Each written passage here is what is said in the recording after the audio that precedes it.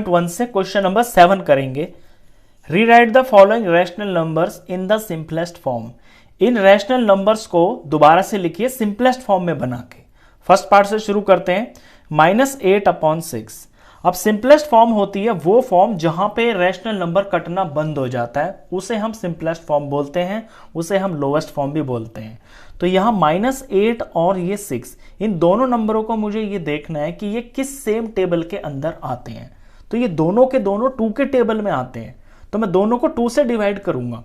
जब मैं इसे 2 से डिवाइड करूंगा -8 और 6 को, तो इसे 2 से डिवाइड करके आ जाएगा यहां पे -4, और इसे 2 से डिवाइड करके आ जाएगा 3।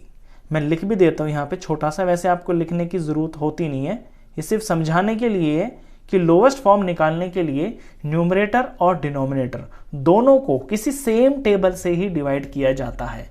ऐसा नहीं है कि यहां 2 से कर दो यहां 3 से कर दो, नहीं, ऊपर नीचे दोनों को सेम नंबर से डिवाइड किया जाता है। अब -4/3 आ गया है। अब ये तो आगे किसी भी सेम टेबल में नहीं आते, कोई भी टेबल देख लीजिए आप, ऐसा कोई टेबल है ही नहीं जिसके अंदर 4 और 3 आते हो। तो यहां पे ये कटना बंद हो गए, तो यही इसकी जो है सिंपलेस्ट फॉर्म है, ये इसका आंसर है। नेक्स्ट पार्ट देखिए, 25/45। अब 25 और 45 इनके पीछे 5 लग रहा है, तो जिसके पीछे 5 होता है वो नंबर 5 से पूरा डिवाइड हो जाता है। ये 5 का रूल होता है डिविजिबिलिटी का। तो ये दोनों 5 से डिवाइड हो जाएंगे, तो मैं इन दोनों को 5 से डिवाइड कर देता हूं। 25 को 5 से डिवाइड किया तो ये 5 आएगा, 45 को 5 से डिवाइड किया तो ये 9 आएगा।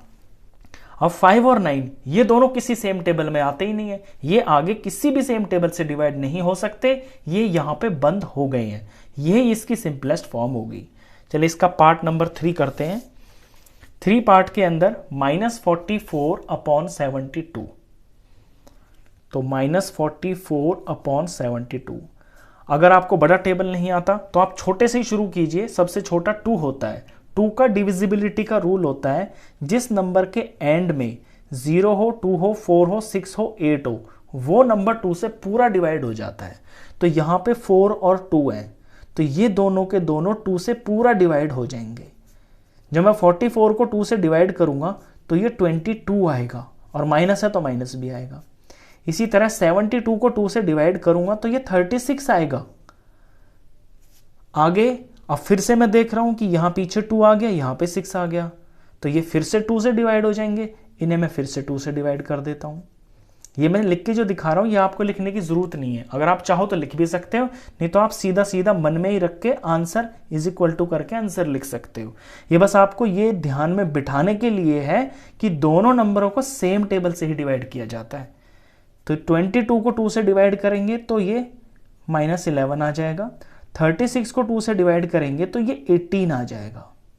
अब 11 और 18 किसी सेम टेबल में नहीं आते, ये आगे डिवाइड होना या कटना बोले बंद हो गए हैं। यही इसकी जो है लोएस्ट सिंपलेस्ट फॉर्म है। फोर्थ पार्ट देखिए, -8/10। अब -8/10 यहां पे भी 2 का डिविजिबिलिटी का रूल लग रहा है। यहां 8 है पीछे, यहां पे 0 है, तो ये दोनों के दोनों नंबर 2 से डिवाइड हो जाएंगे। जब इसे 2 से डिवाइड करेंगे तो ये -4 आएगा। 10 को 2 से डिवाइड करेंगे तो ये 5 आएगा। अब 4 और 5 किसी सेम टेबल में नहीं आते हैं, ये यहां पे डिवाइड होना बंद हो जाएंगे। यही इसकी सिंपलेस्ट फॉर्म होगी। क्वेश्चन खत्म।